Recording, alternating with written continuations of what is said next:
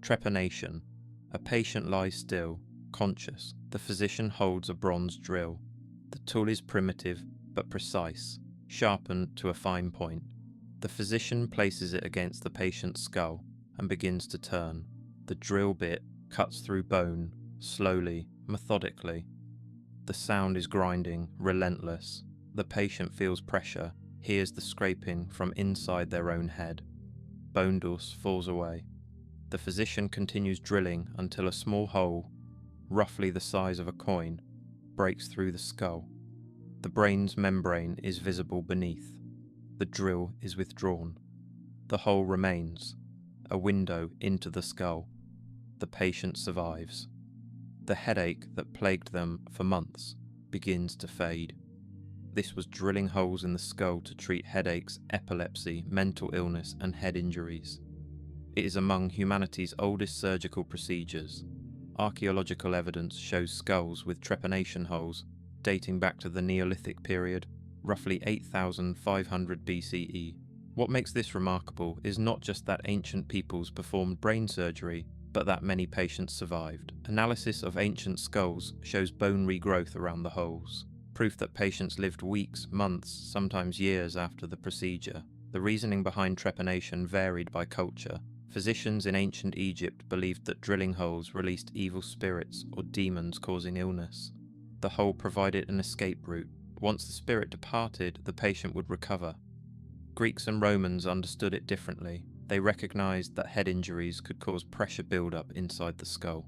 Blood pooling beneath the bone, swelling of the brain, these created pressure that could kill. Drilling a hole released this pressure, allowing fluid to drain and giving the brain room to expand without being crushed against the skull.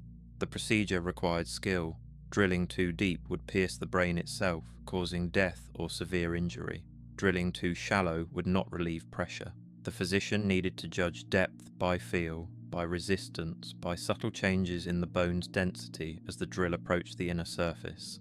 There was no anesthesia beyond perhaps wine or opium-based preparations. The patient remained conscious throughout, experiencing every moment of the drill cutting through their skull. Tools evolved over millennia. Early trepanation used sharpened flint or obsidian, scraped in circular motions to gradually wear through bone. Bronze Age physicians employed bronze drills, twisted by hand or with bow drill mechanisms.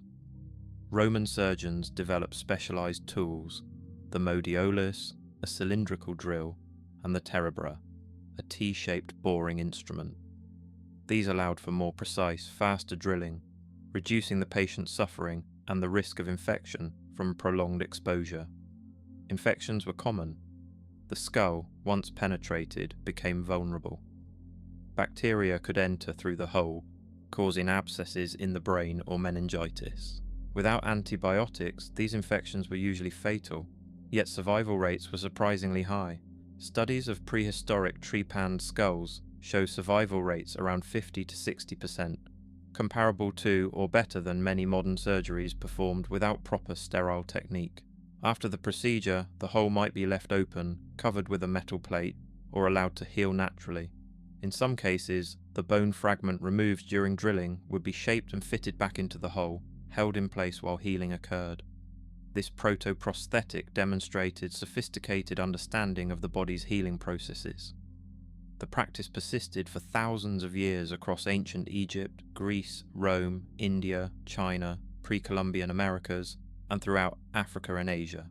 The universality suggests that despite its horror, it worked often enough to justify continued use. Patients with skull fractures, hematomas, or certain types of headaches did experience relief. The procedure's success, partial though it was, kept it in medical practice until the 19th century in some regions. Dung therapy. A wound festers on a farmer's leg. The physician examines it, noting the red streak spreading from the injury, the heat radiating from infected tissue. He prepares his remedy. Fresh dung from various animals, crocodile, pelican, gazelle, is collected.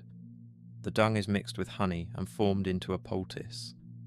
This mixture is applied directly to the wound, packed into the infected area, and covered with linen bandages. The treatment is left in place for days. To modern sensibilities, this seems insane. Applying feces to an open wound should worsen infection, not cure it. Yet physicians in ancient Egypt used dung therapy extensively for wounds, skin conditions, and various ailments. Their medical papyri, particularly the Abers papyrus dating to 1550 BCE, contain numerous recipes incorporating animal dung. The question is not whether they used it, but whether it actually helped. The answer is complicated. Animal dung contains bacteria, both beneficial and harmful. Fresh dung includes partially digested plant material with various chemical compounds.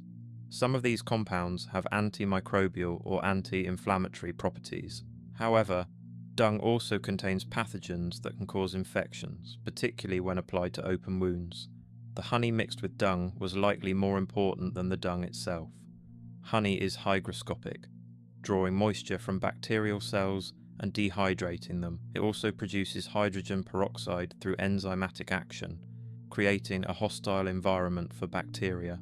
When Egyptian physicians mixed dung with honey, they were likely benefiting primarily from the honey's antimicrobial properties, with the dung serving as a carrier or providing additional, if minimal, therapeutic compounds. Different animal dungs were prescribed for different conditions. Crocodile dung was considered particularly powerful, perhaps because crocodiles' diet and digestive systems produced dung with different chemical properties. Bird dung, high in nitrogen compounds, was used for burns and skin lesions. Cow dung, abundant and easily obtained, served for common wounds. The practice reflects Egyptian medical philosophy. They believed in sympathetic magic, the idea that substances carried inherent powers based on their source. A crocodile was powerful, dangerous, a predator. Its dung, therefore, contained that power.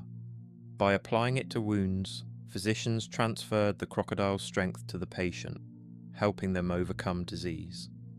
Dung therapy was not unique to Egypt. Ancient Indian Ayurvedic medicine used cow dung and urine for various treatments. Traditional Chinese medicine incorporated certain animal feces. European medieval physicians, influenced by classical texts, sometimes prescribed dung-based remedies. The practice's persistence across cultures suggests that while scientifically unsound, it occasionally produced positive outcomes, likely due to accompanying ingredients like honey, herbs, or oils mixed with the dung. Modern analysis of ancient dung samples has revealed surprising findings. Some samples contained bacterial species now known to produce antibiotic compounds. Whether ancient physicians deliberately selected dung with these properties or stumbled upon effective preparations through trial and error remains unclear. What is certain is that they believed in the treatment's efficacy enough to record detailed recipes and pass this knowledge across generations. Mercury for immortality. The first emperor fears death. He has united his lands, built great walls, commanded armies, but he cannot command his own mortality. His physicians present a solution. Mercury, liquid silver, the metal that flows like water, holds the secret to immortality. Consume it, they advise, and you will live forever. In ancient China during the 3rd century BCE, mercury compounds were central to alchemical medicine. Cinnabar, mercury sulfide, was ground into powder and mixed into elixirs. These elixirs were consumed regularly, sometimes daily, by emperors, nobles, and others seeking to extend life indefinitely. The belief was that mercury, being a metal yet liquid, bridged the gap between solid matter and spiritual essence. It represented transformation, the ability to transcend normal physical limitations. The reality was poison. Mercury is highly toxic. When ingested, it accumulates in the body, particularly in the brain, kidneys, and liver. Initial symptoms include tremors, mood changes, irritability, and insomnia. As mercury levels increase, victims experience loss of coordination, memory problems, and hallucinations. Long-term exposure causes kidney failure, brain damage, and death. Qin Shi Huang consumed mercury elixirs for years. Historical records describe his increasing paranoia, erratic behavior, and physical decline in his final years. He died at age 49, likely from mercury. Poisoning. The physicians who prescribed the treatment believed they were granting immortality. Instead, they hastened his death. Despite this obvious failure, mercury treatments persisted in Chinese medicine for centuries.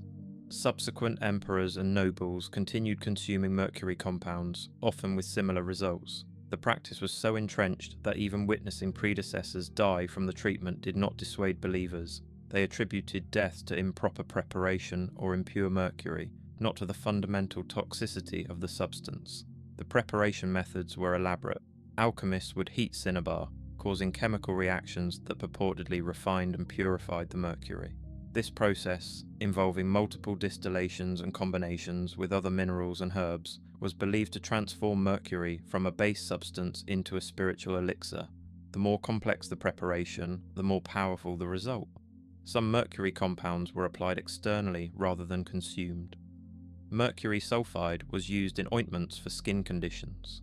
In low concentrations and with limited skin exposure, these preparations sometimes showed antibacterial effects without causing severe systemic poisoning. This external use may have reinforced belief in mercury's medical properties, leading to the mistaken conclusion that internal consumption would be even more beneficial. Western medicine also embraced mercury, though for different purposes. From the 16th century onward, European physicians prescribed mercury compounds for syphilis. Patients were placed in heated rooms and rubbed with mercury ointments, or made to inhale mercury vapor. The treatment, called salivation therapy, caused excessive drooling as the body attempted to expel the poison. Many patients died from mercury toxicity. Others suffered permanent damage. A few showed improvement, likely because syphilis spirochetes are somewhat sensitive to mercury, though the cure was often worse than the disease. Mercury's use in medicine declined only in the 20th century, as understanding of toxicity improved and safer alternatives became available. The centuries-long belief in mercury as a cure reveals how desperately humans sought solutions to disease and aging, and how easily hopeful thinking could override observable evidence of harm. Bloodletting for balance. A physician examines a patient suffering from fever, headache, and lethargy. He diagnoses an imbalance of humours. The body contains 4 fundamental fluids: blood, phlegm, yellow bile, and black bile.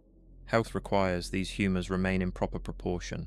Disease occurs when one humour becomes excessive. The patient's symptoms indicate too much blood. The solution is obvious. Remove the excess. The physician selects a vein, typically in the arm. He makes an incision with a sharp blade called a phlebotom. Blood flows into a bowl. The physician monitors the amount carefully, judging when sufficient blood has been removed. To restore balance, the incision is bandaged. The patient is instructed to rest. Over the following days, as the body replaces lost blood, the patient may feel better, though whether from the treatment or despite it remains questionable. Physicians trained in the Hippocratic tradition in ancient Greece, around the 5th century BCE, developed this practice into a fundamental medical intervention. Bloodletting became one of medicine's most persistent practices, continuing for over 2,000 years. The logic seemed sound. Many illnesses present with flushed skin, fever, and a feeling of pressure or fullness. These symptoms suggested excess blood. Removing blood should alleviate these sensations, and sometimes it did, temporarily. Reducing blood volume lowers blood pressure, which can provide short-term relief of certain symptoms. However, it also weakens the patient, reduces oxygen delivery to tissues, and can cause shock if too much blood is removed. The amount of blood removed varied based on the condition's perceived severity. For minor ailments, a few ounces might suffice. For serious diseases, several cups or more could be drained. Repeat treatments were common.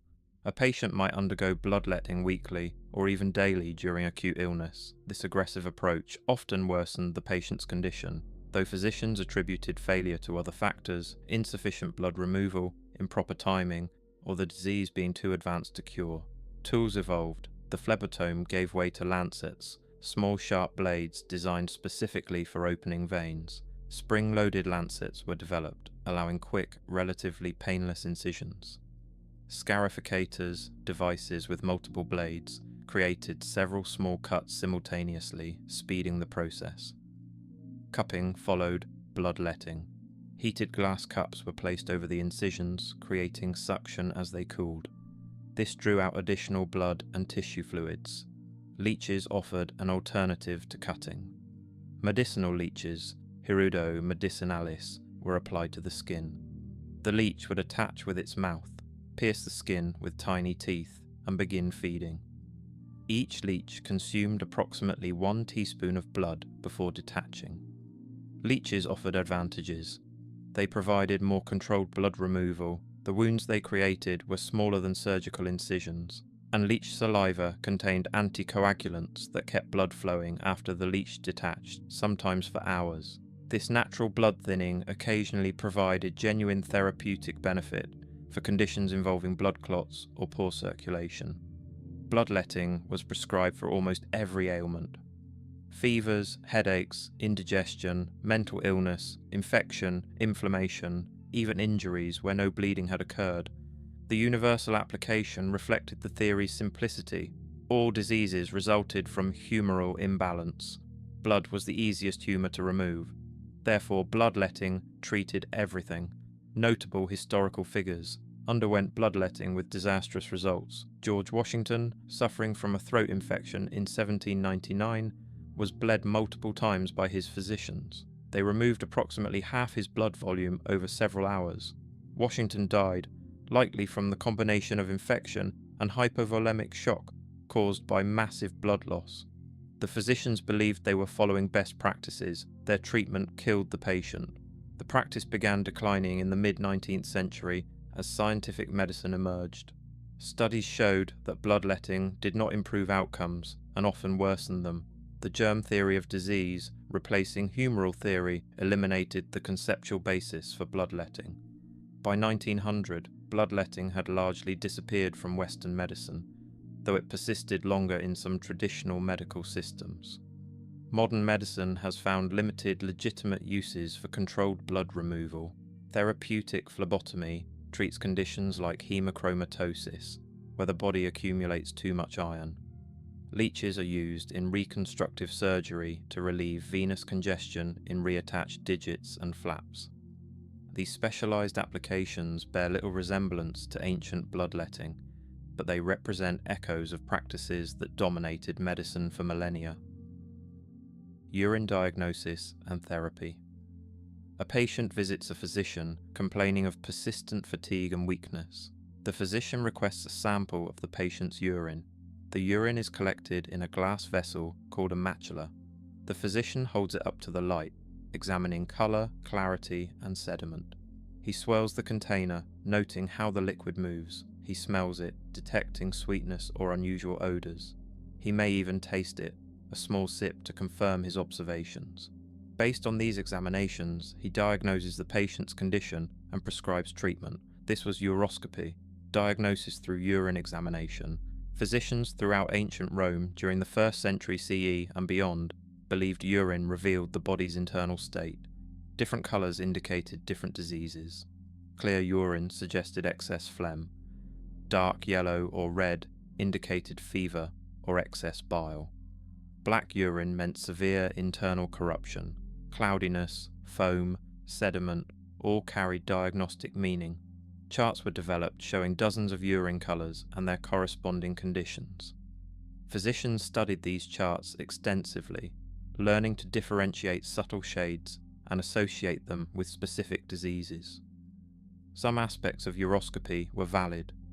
Diabetes makes urine sweet-tasting due to glucose excretion. Physicians in ancient India and China noticed this centuries before. Diabetes was understood as a disease. Dark urine can indicate liver disease or severe dehydration. Blood in urine signals kidney stones or infection. Clear, copious urine suggests diabetes insipidus or excessive water intake. Ancient physicians correctly associated some observations with particular conditions, though they misunderstood the mechanisms. However, uroscopy was often taken too far.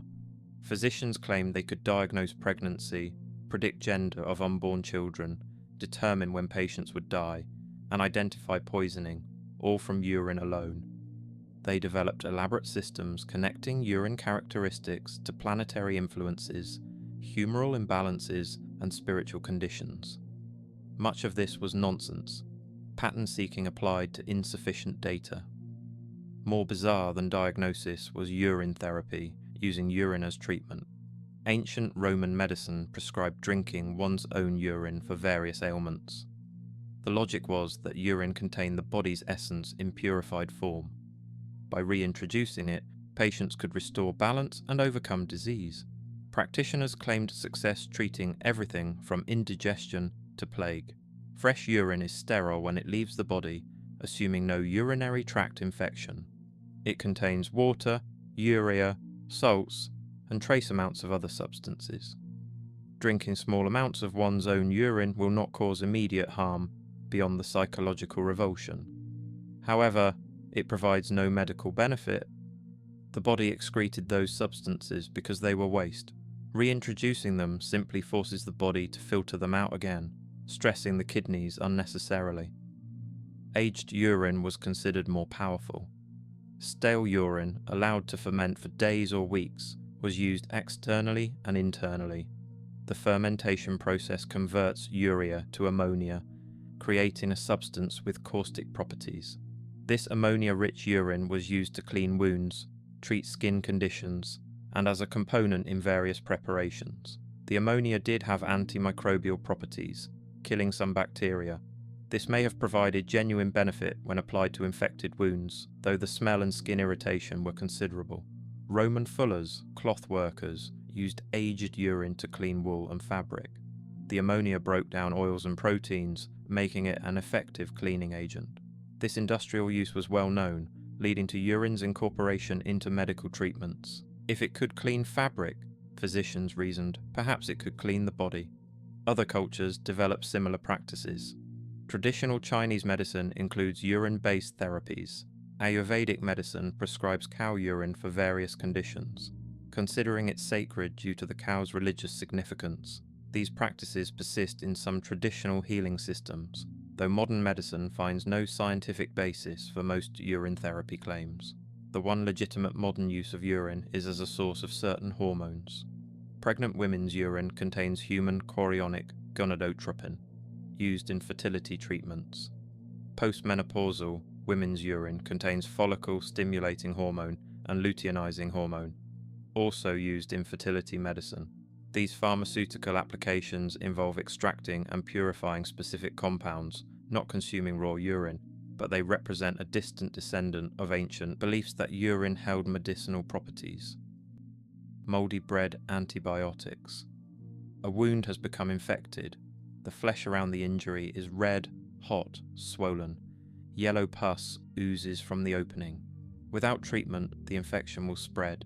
The patient will develop fever, then sepsis, then death. The physician knows this. He prepares a poultice using moldy bread. The bread has been left in a warm, damp place until mold grows on its surface. The physician scrapes off the moldy portions and applies them directly to the wound. The preparation is bound in place with linen. Over the following days, the infection begins to recede. The redness fades, the swelling decreases, the patient recovers. This treatment appears in ancient Egyptian medical texts from around 1600 BCE. Modern analysis reveals they were unknowingly using antibiotics. The molds growing on bread include Penicillium species, the same genus from which penicillin was eventually isolated in 1928 by Alexander Fleming. Penicillium produces compounds that kill bacteria. When applied to infected wounds, these compounds reduce bacterial populations, allowing the body's immune system to overcome the infection. Ancient Egyptians did not understand how it worked. They believed the mold contained divine essence, or that decomposition produced humours that counteracted disease humours. But they recognized it worked. Trial and error over generations identified moldy bread as effective for infected wounds. This knowledge was recorded and passed to subsequent physicians. Other ancient cultures discovered similar remedies. Ancient Chinese medicine used moldy soybean curd on infections. The molds growing on soybeans also produce antibiotic compounds. Traditional Serbian medicine applied moldy cheese to wounds. European folk medicine sometimes used moldy fruit. These independent discoveries across cultures suggest that the beneficial effects were noticeable enough that observation led to repeated rediscovery. The effectiveness varied based on several factors. Not all mold is beneficial. Some molds produce toxins harmful to humans. Aspergillus species, common bread molds, can cause aspergillosis, a serious fungal infection. Whether a moldy bread treatment helped or harmed depended on which molds were present. Egyptian physicians may have learned to recognize beneficial molds by appearance or smell, selecting appropriate samples through experience.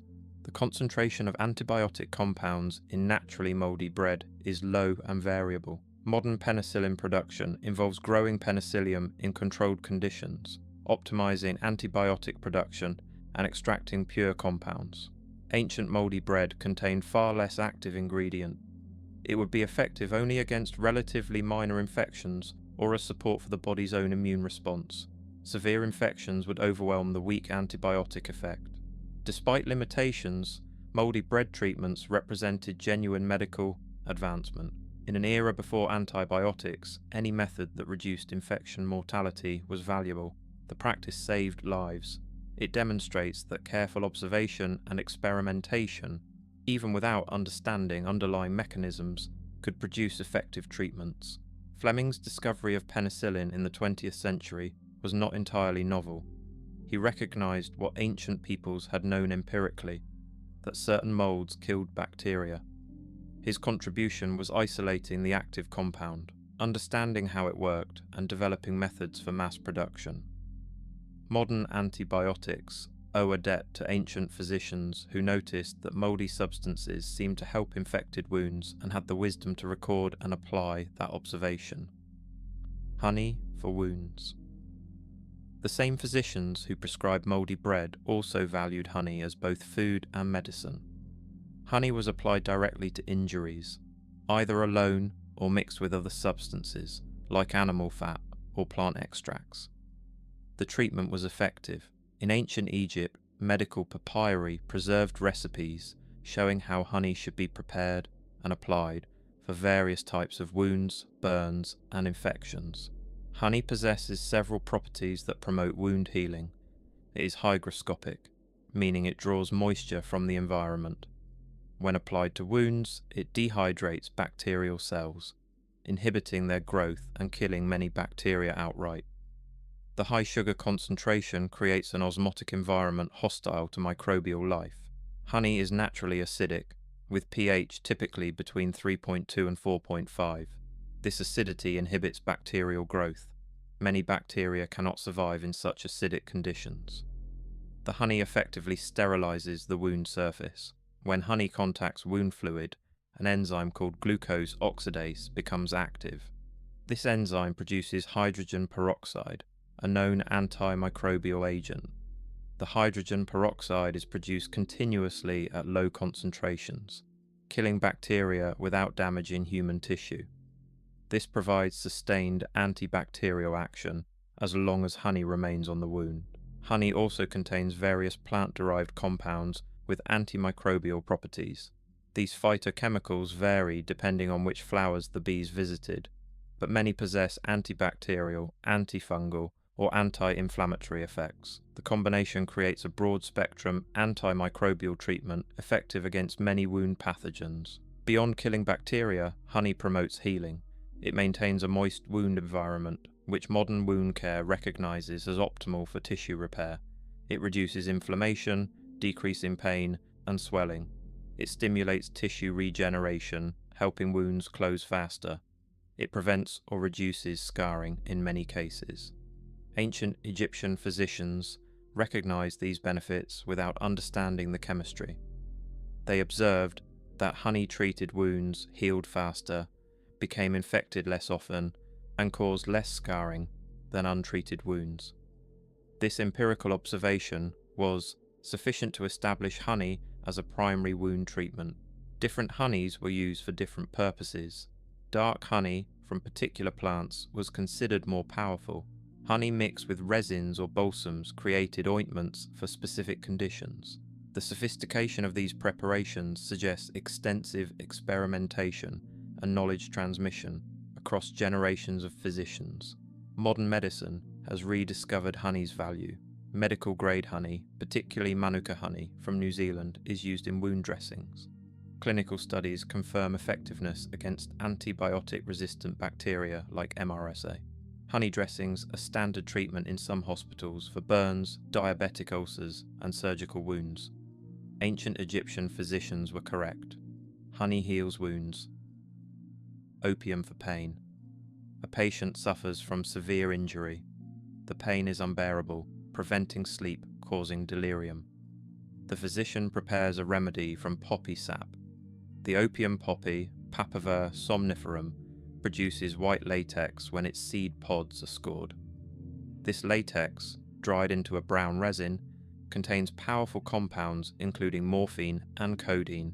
The physician dissolves a small amount of opium resin in wine or water. The patient drinks the mixture. Within minutes, pain begins to recede. The patient's breathing slows, muscles relax. A sense of euphoria replaces agony. Sleep comes easily, deep and dreamless. For hours, the patient experiences relief. Opium use for pain management dates back at least 5,000 years in ancient Mesopotamia, around the 3rd millennium BCE. Archaeological evidence from Sumerian culture references the joy plant, likely opium poppies. Ancient Egyptian texts describe opium preparations. Greek and Roman physicians prescribed it extensively. The effectiveness was undeniable. Opium reliably reduced pain, probably the only truly effective analgesic available to ancient medicine. The compounds in opium bind to opioid receptors in the brain and spinal cord, blocking pain signals and producing euphoria. Morphine, the primary active compound, is one of the most effective pain relievers ever discovered. Ancient physicians did not know about receptors or neurotransmitters, but they recognized that opium worked when nothing else did. Dosing was critical and difficult. Too little opium provided insufficient pain relief. Too much caused respiratory depression, coma, and death. Ancient physicians had no standardized preparations. Opium potency varied based on growing conditions, harvest timing, and processing methods. Physicians judged doses by experience, observing patient responses and adjusting accordingly. Mistakes were common. Some patients received inadequate pain control. Others died from overdose. Addiction was recognized but poorly understood.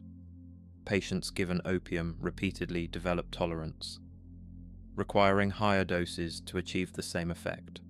When opium was discontinued, they experienced withdrawal, sweating, tremors, severe pain, and severe agitation.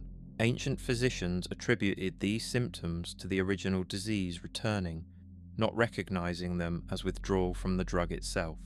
This led to continued opium use, perpetuating addiction. Despite these dangers, opium remained essential. Surgery without anesthesia required pain management. Chronic pain from injury or disease made patients' lives unbearable. Opium offered relief when no alternatives existed.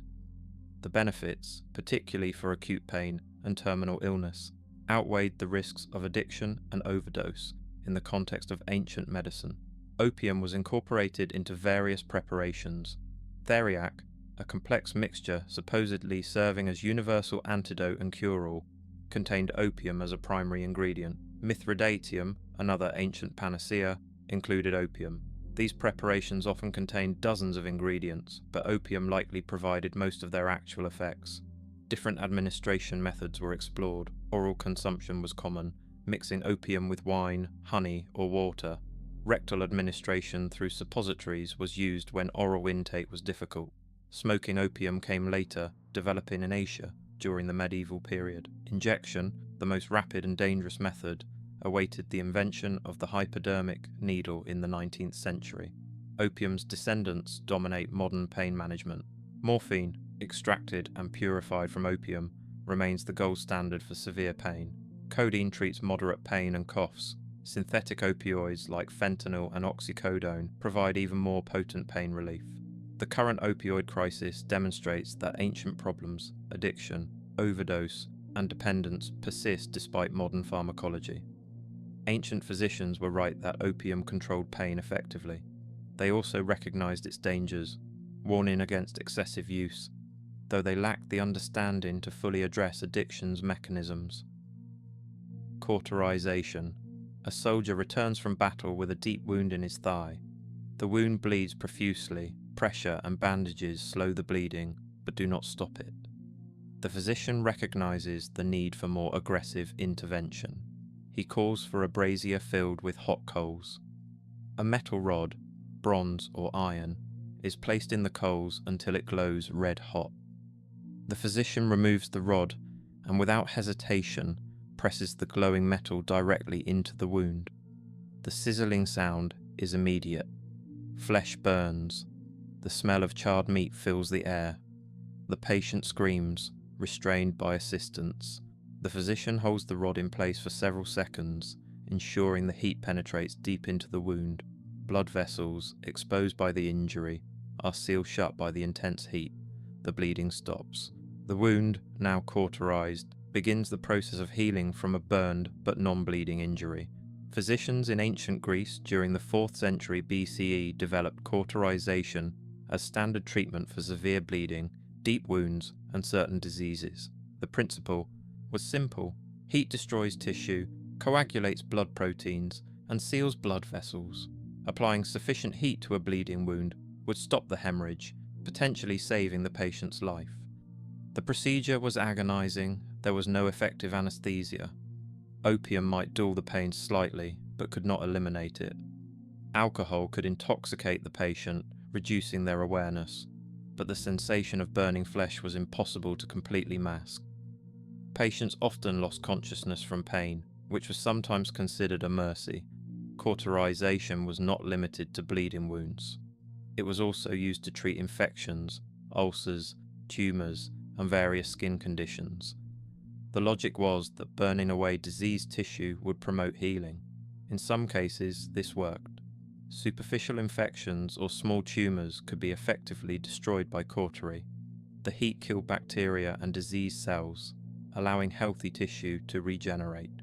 However, cauterization caused extensive tissue damage. The burned area would develop a thicker char, dead tissue that would eventually slough off. Underneath, healing occurred slowly. The wound was susceptible to infection during this vulnerable period. Scarring was severe and permanent.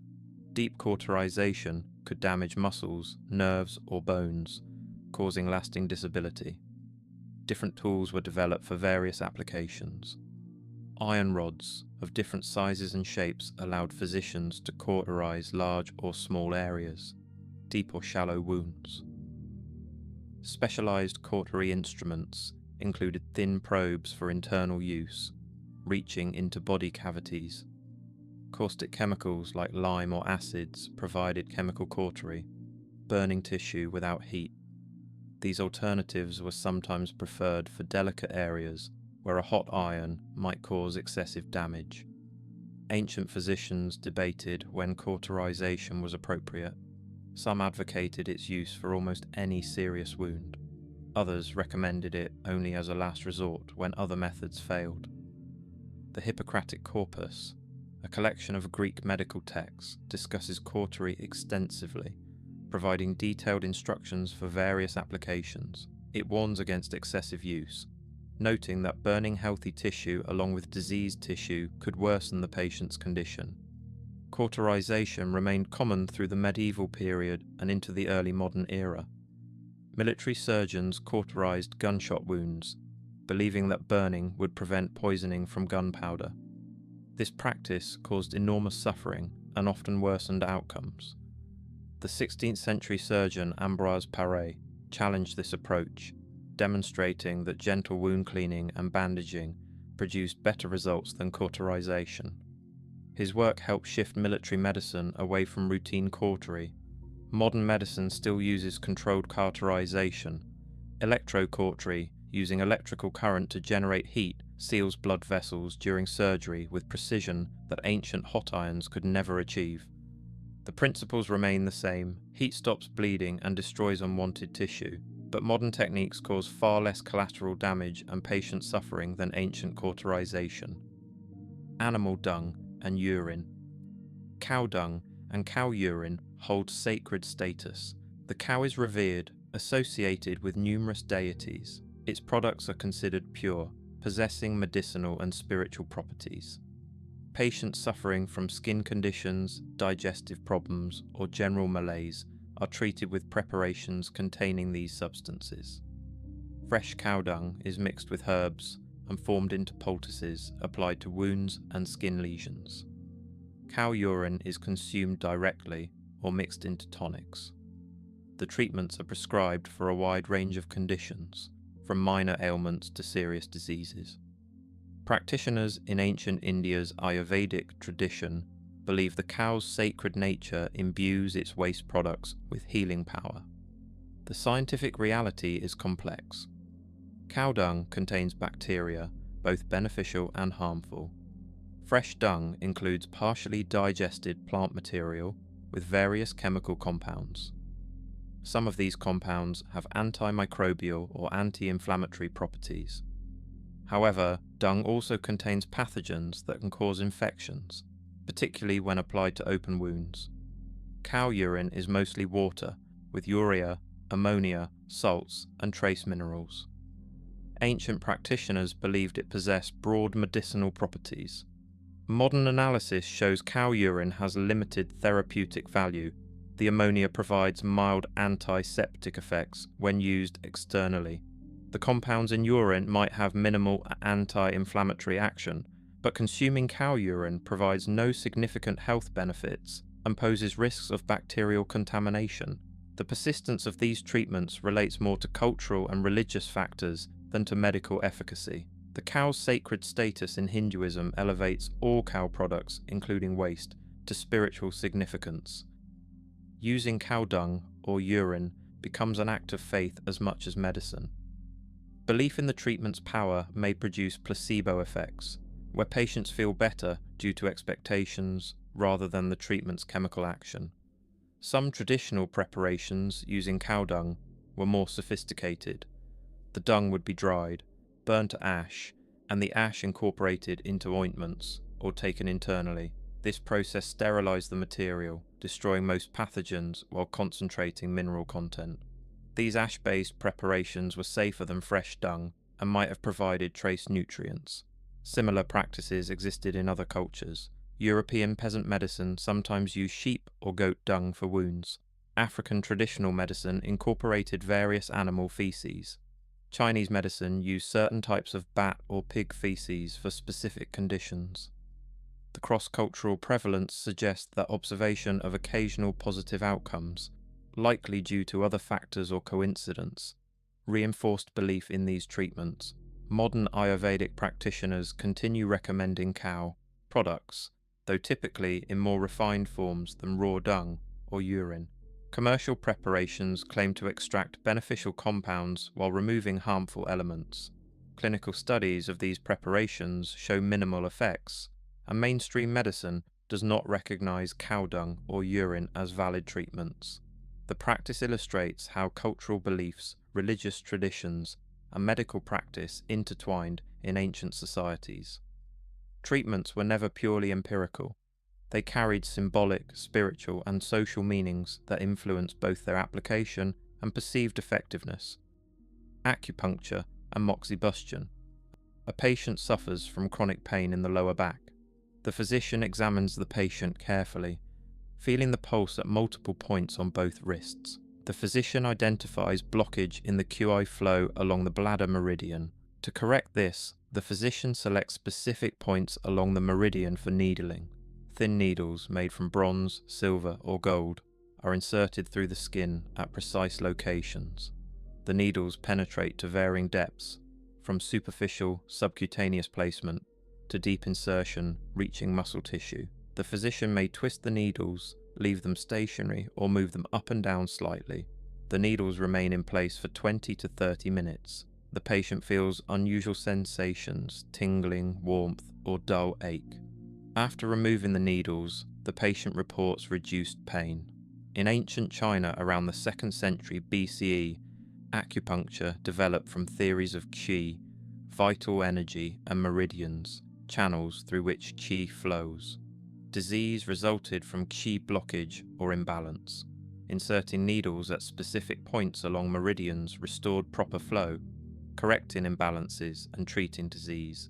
Different points addressed different conditions.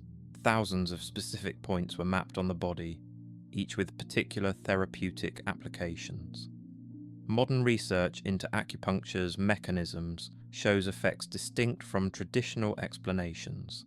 Needle insertion stimulates nerves, triggers release of endorphins and other neurotransmitters, and activates descending pain modulation pathways in the spinal cord.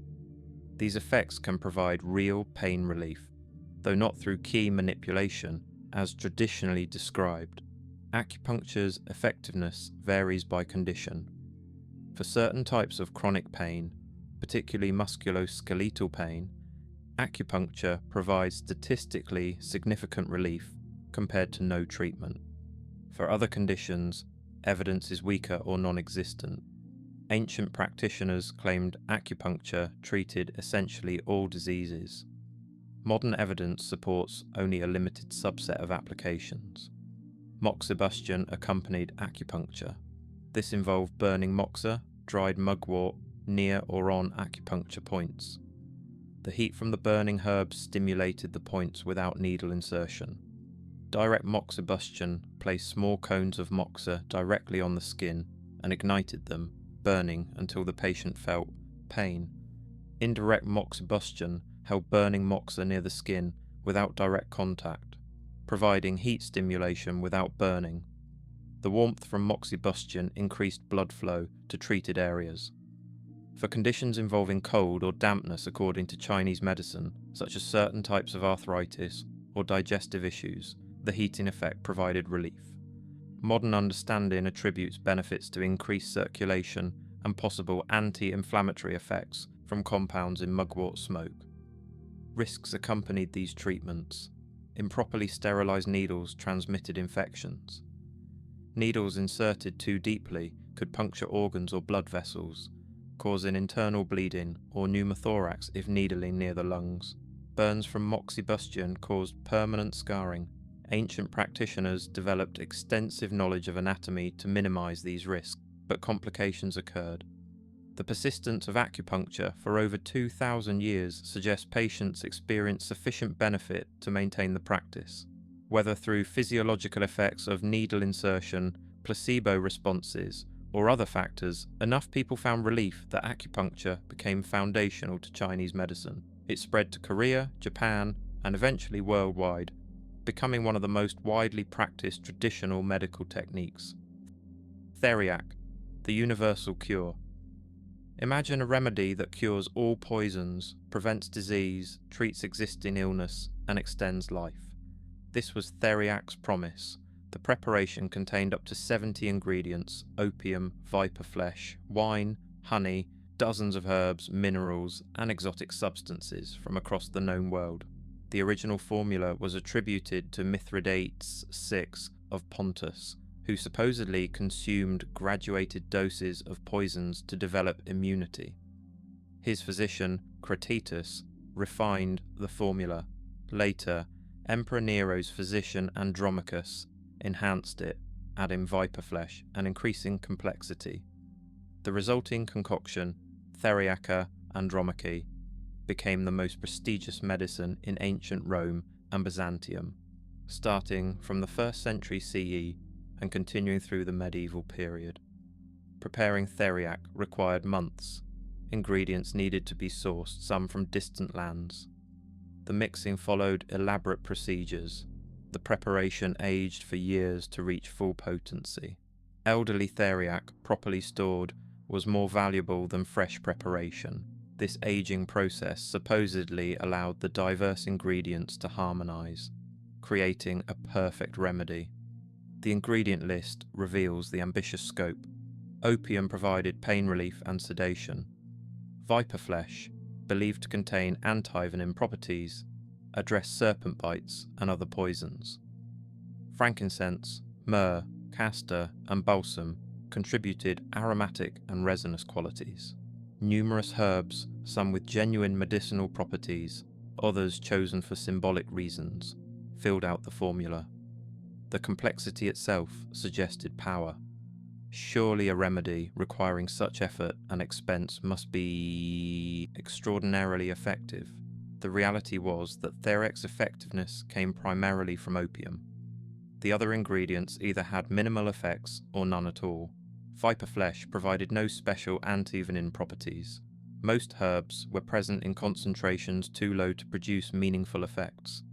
But the opium reliably dulled pain, induced euphoria, and created a sense of well-being that patients and physicians interpreted as healing. Theriac became incredibly valuable. High-quality preparations cost fortunes. Only the wealthy could afford genuine Theriac. This exclusivity enhanced its reputation. If emperors and nobles used it, it must be powerful. Counterfeits and diluted versions circulated among those who could not afford authentic Theriac, further demonstrating the demand. Public demonstrations of Theriac preparation occurred in major cities, particularly Venice, which became famous for Venetian Theriac. These events attracted crowds. The elaborate ritual, the exotic ingredients, the skill required for proper mixing, all reinforced Theriac's mystique. Physicians who could successfully prepare Theriac gained prestige and wealth. Theriac was prescribed for nearly everything. Poison antidote, plague preventative, general tonic, digestive aid, wound treatment, and more. Its universal application meant everyone was a potential customer. The remedy's complexity and expense created incentive for physicians and apothecaries to promote it aggressively. The placebo effect contributed to perceived effectiveness. Patients who believed they received the most powerful medicine available would expect improvement. Those expectations, combined with opium's real effects and natural disease fluctuations, created success stories that perpetuated Theriac's reputation. Theriac production continued into the 19th century in some places. Only as scientific medicine developed and individual drugs with known mechanisms replaced complex traditional remedies did Theriac fall from use. Modern pharmacology finds no justification for multi-ingredient panaceas. Treatments should contain active ingredients for specific conditions, not 70 random substances mixed in hope that something helps. The Theriac story illustrates several aspects of ancient medicine: the desire for universal cures, the belief that complexity indicates power, the economic incentives driving certain treatments, the difficulty distinguishing real effects from placebo and coincidence. Theriac dominated medicine for nearly 2,000 years, despite providing little benefit beyond the opium it contained, demonstrating how powerfully cultural factors can override empirical observation in medical practice. Lead and mercury compounds. Pipes, cooking vessels, cosmetics, wine processing, all incorporated lead. Physicians also prescribed lead compounds for medical purposes. Lead acetate, known as sugar of lead for its sweet taste, treated various ailments. White lead, lead carbonate, was applied to skin conditions. These preparations were toxic. Lead poisoning develops gradually. Initial symptoms include abdominal pain, constipation, and fatigue.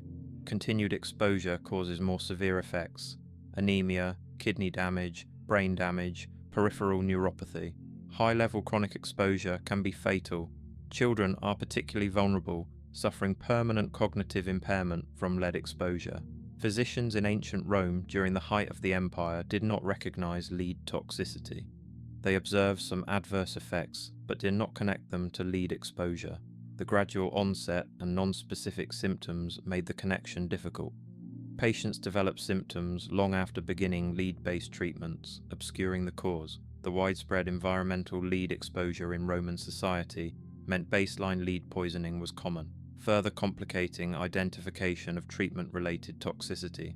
Lead acetate was used to sweeten wine, treat skin conditions, and as an astringent for various purposes. The sweet taste masked the metallic flavour of spoiled wine, making it a popular additive for unscrupulous wine merchants. Consumers slowly poisoned themselves while drinking what they believed was quality wine. Mercury compounds were similarly toxic, but prescribed anyway. Mercuric, sulfide, cinnabar was used in ointments.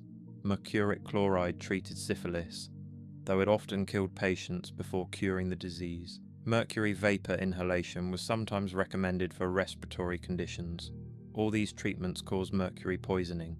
Symptoms including tremors, mood changes, kidney damage, and neurological deterioration.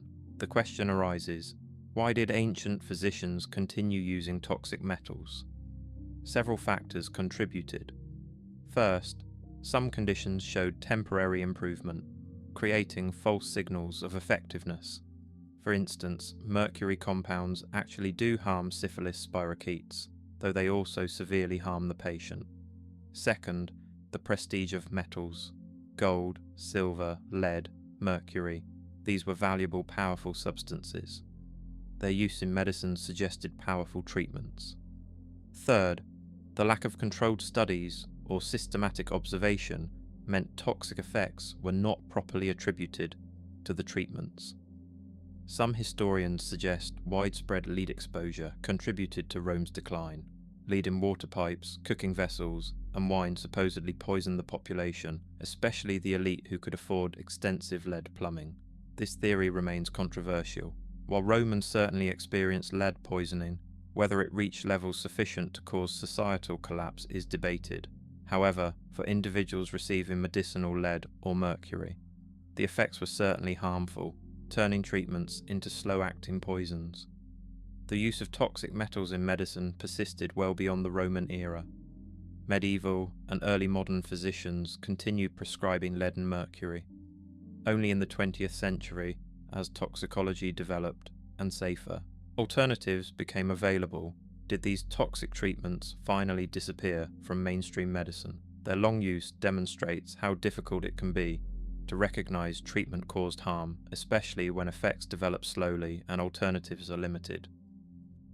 Gladiator blood for epilepsy. A gladiator falls in the arena, struck down by his opponent's sword. Blood pools on the sand. Spectators rush forward with cups, eager to collect the still warm blood. Epilepsy sufferers believe that drinking fresh gladiator blood will cure their condition. The blood of a strong, brave warrior supposedly transfers those qualities to the drinker, overwhelming the demons or imbalances causing seizures. This practice, described by Pliny the Elder and other writers from ancient Rome around the 1st century CE, reflects ancient understanding of epilepsy and broader beliefs about blood's properties. Epilepsy was poorly understood. Seizures seemed to come from nowhere, transforming a normal person into someone thrashing, unconscious, foaming at the mouth. Many attributed this to possession by spirits, or to humoral imbalances that only powerful remedies could correct. Blood was considered the essence of life and strength. A gladiator's blood seemed particularly potent. These men trained extensively, fought courageously, and died violent deaths. Their vitality and power could allegedly be absorbed by consuming their blood. This sympathetic magic, the idea that consuming something transfers its properties, appeared in many ancient medical practices. The treatment had no actual effect on epilepsy. Drinking blood does not prevent seizures. Epilepsy results from abnormal electrical activity in the brain, unrelated to blood quality or spiritual possession. However, the belief was strong enough that gladiator blood commanded high prices. Vendors at gladiatorial games sold it to eager customers. The practice was not unique to epilepsy. Various conditions were treated with human blood, always from individuals considered strong or special. Executed criminals' blood was sometimes used, though considered less potent than gladiators. Fresh blood was essential. Aged blood lost its power. This requirement created a grotesque market where human suffering and death became commodities for desperate patients seeking cures. Some physicians condemned the practice. They found it barbaric and ineffective. Others prescribed it, unable to offer better alternatives for epilepsy. Without understanding seizure mechanisms or effective anticonvulsants, physicians had few options. If patients demanded treatment and Gladiator blood was available, some physicians acquiesced rather than admitting helplessness. The practice declined as gladiatorial games ended, Christianity spread, and medical understanding improved. By the medieval period, drinking human blood was generally condemned as both ineffective and immoral. However, the underlying belief that consuming strong individuals' essence transfers their power persisted in other forms throughout medieval and early modern medicine. The Gladiator blood story exemplifies desperate measures people take when facing terrifying, poorly understood diseases. Epilepsy must have been frightening for sufferers and families. Sudden seizures, loss of control, the possibility of dying during a seizure, all created urgent need for any treatment, no matter how implausible. Ancient physicians and patients, lacking effective options, turned to whatever seemed powerful, even if that meant drinking blood collected from dying warriors. Rhinoplasty in ancient India. The nose has been severed as punishment. Noses were commonly severed for adultery, treason, or other crimes. Victims faced not just physical disability, but severe social stigma. Reconstruction offered restoration of appearance and social standing. The procedure, described in detail in the Sushruta Samhita, an ancient Sanskrit medical text from around the 6th century BCE, involved taking skin from the patient's forehead or cheek and grafting it to form a new nose. The surgeon would measure the missing portion, cut a corresponding piece of skin from the donor site while keeping one edge attached to maintain blood supply, then rotate the flap down to cover the nose defect. The forehead or cheek wound was then treated and allowed to heal. This represented advanced surgical understanding. The technique of maintaining blood supply through a pedicled flap, keeping one edge attached while rotating tissue, is fundamental to modern reconstructive surgery. Sushruta's surgeons understood that completely severed tissue would die without blood supply. By keeping the flap partially attached during initial healing, they ensured survival of the graft. The procedure required multiple stages. First, the tissue was cut and rotated into position. Thin reeds were placed in the nostrils to maintain airway patency during healing. The graft was stitched to surrounding tissue using thread or plant fibers. The patient would need to remain still for days, while the graft attached and began receiving blood supply from its new location.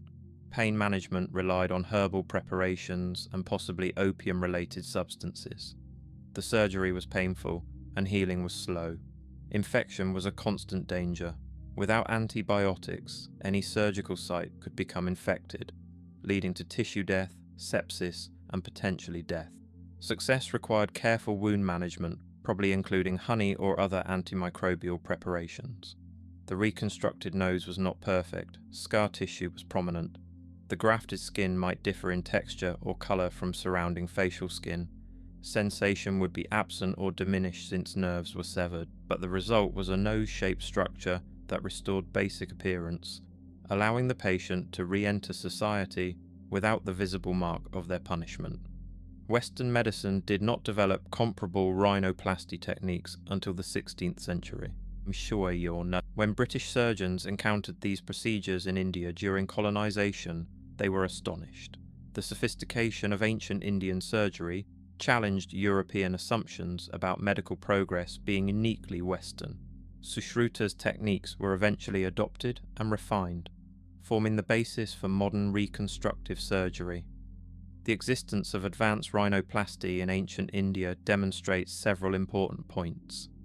First, surgical skill could develop to high levels even in ancient times. Second, social context, in this case, nose amputation as punishment, drove medical innovation.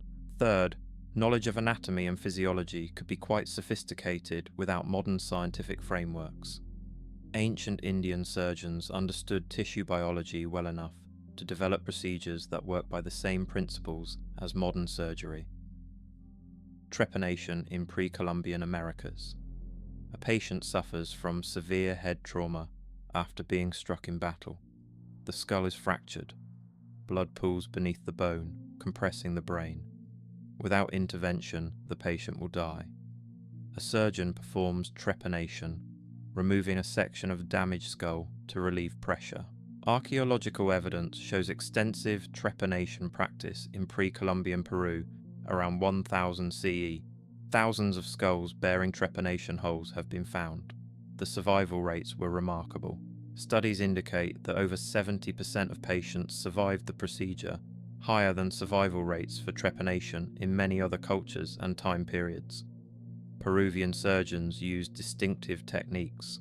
Rather than drilling a hole with a single point, they often removed larger skull sections. The surgeon would scrape away bone in a rectangular or circular pattern, gradually thinning the skull until the inner surface was reached. This technique, while slower than drilling, provided better control and reduced risk of suddenly punching through into the brain. Some skulls show multiple trepanations performed at different times. The patient survived one surgery, healed, then months or years later underwent another trepanation, possibly for a new injury or chronic condition. This indicates not just surgical skill, but successful post-operative care that allowed repeated survival of such traumatic procedures. The reasons for trepanation varied. Head injuries from warfare were common. Skull fractures, often from being struck by slings or clubs, required surgical intervention to prevent death. Beyond trauma, trepanation might have been performed for chronic headaches, epilepsy, or mental illness, following similar logic to trepanation in other cultures. Tool marks on skulls reveal the instruments used. Obsidian blades, extremely sharp volcanic glass, could cut bone effectively. Bronze or copper tools might also have been employed. The precision of cuts suggests specialized surgical instruments designed specifically for trepanation. The high survival rates imply effective infection prevention. The dry, cold climate of highland Peru may have helped. Bacterial contamination was less likely in these conditions than in hot, humid environments. Surgeons may also have used local plant-based antimicrobials, though direct evidence for specific preparations is limited. Cocaine, extracted from coca leaves native to South America, might have served as local anesthetic. Coca has been used in Andean cultures for thousands of years. While direct evidence of its use during surgery is absent, the plant's numbing properties would have been known. Applying coca preparations to the surgical site could have reduced pain during and after trepanation. The sophistication of Peruvian trepanation challenges assumptions about ancient American medicine being primitive compared to Old World practices. In some aspects, particularly survival rates, Peruvian surgeons exceeded their contemporaries elsewhere. This expertise developed independently without influence from European or Asian medical traditions, demonstrating that advanced surgical practice can emerge in any culture with sufficient need and dedication to careful technique refinement. Dream incubation healing. A sick person travels to a healing temple dedicated to Asclepius, god of medicine. After ritual purification involving bathing and fasting, the patient enters the abaton, a sacred sleeping chamber. They lie down on a mat or simple bed. Priests perform prayers and sacrifices. The patient sleeps in the temple overnight. During sleep, Asclepius will appear in dreams. The god might directly heal the patient, touching or operating on the afflicted area. Or Asclepius might prescribe specific treatments, herbs, exercises, dietary changes. Upon waking, the patient reports their dream to priests. The priests interpret the dream and provide instructions for treatment. This practice, called dream incubation or temple sleep, was central to healing in ancient Greece during the 4th century BCE. Dozens of Asclepions operated throughout Greece and the Roman world. The most famous, at Epidaurus, received thousands of pilgrims annually. Inscriptions at these sites record hundreds of healing stories, describing diseases cured and treatments revealed through dreams. From a modern perspective, dream incubation combines several therapeutic elements. First, the journey to the temple and ritual preparation created expectation and hope. Patients believed they would be healed, engaging powerful placebo responses. Second, The fasting, bathing, and sensory environment of temple sleep induced altered states of consciousness that might enhance suggestibility. Third, sleeping in a sacred space with priestly guidance created a context for self-reflection and insight. Some treatments prescribed through dreams were genuinely helpful. Dreams might suggest herbs with actual medicinal properties, exercises beneficial for certain conditions, or dietary modifications that improved health. Whether these recommendations came from divine intervention or from the patient's and priest's accumulated medical knowledge processed unconsciously remains debatable. What matters is that useful treatments sometimes emerged from the process. For conditions with strong psychological components, depression, anxiety, psychosomatic symptoms, the combination of hope, ritual, and belief in divine healing could produce real improvement. The patient's conviction that Asclepius had cured them might resolve symptoms even when no direct physical intervention occurred. Modern medicine recognizes that belief and expectation significantly influence health outcomes. Not all conditions responded to dream healing. Serious infections, traumatic injuries, and chronic degenerative diseases typically did not improve through temple sleep alone, yet enough people experienced some benefit, whether through correct treatment suggestions, natural disease fluctuations, or placebo effects, that Asclepions remained popular for centuries. The practice declined with Christianity's rise. Christian authorities condemned healing temples as pagan superstition. Asclepions were closed or converted to Christian shrines. However, the concept of seeking divine healing through dreams persisted, transformed into Christian contexts where saints replaced Asclepius, but the basic pattern of sacred sleep-seeking miraculous cure continued. Dream incubation represents ancient medicine's integration of spiritual, psychological, and physical healing. Unlike modern medicine's sharp distinction between these domains, ancient practices treated them as inseparable. Healing required addressing the whole person, body, mind, and spirit. The Asclepians provided a framework for this holistic approach, whatever its limitations from a scientific perspective. Crocodile dung contraception. The paste is formed and ready. Crocodile dung has been mixed with fermented plant matter. This preparation is formed into a paste and inserted into the vagina before intercourse. The mixture supposedly prevents pregnancy through magical and physical means. Ancient Egyptian medical papyri, the Kahun papyrus and Aber's papyrus, from around 1550 BCE, describe contraceptive methods involving this unusual combination. The magical component involved crocodile symbolism. Crocodiles were dangerous, powerful creatures associated with particular deities.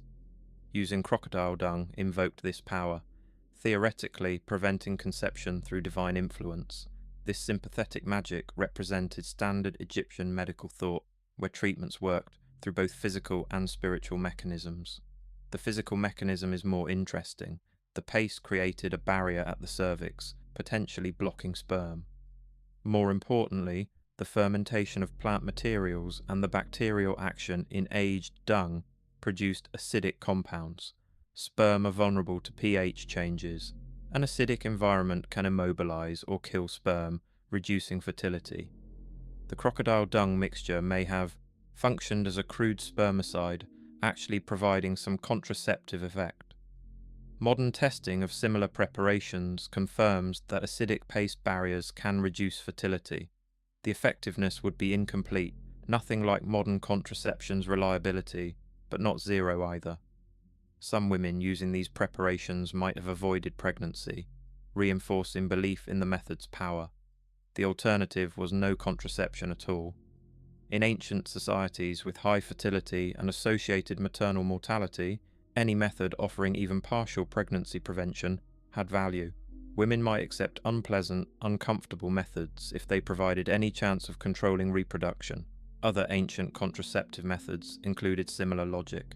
Greek physicians recommended inserting honey mixed with cedar resin, creating a sticky barrier with antimicrobial properties that might impair sperm.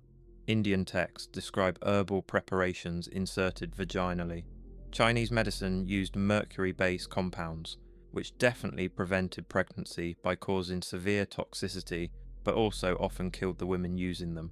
The crocodile dung method probably provided minimal benefit at high discomfort. Inserting aged animal feces introduced infection risks. The preparation could cause vaginal irritation or injury. Any contraceptive effect was likely modest. But in absence of better options, women trying to space pregnancies or limit family size might attempt any method promising even slight effectiveness.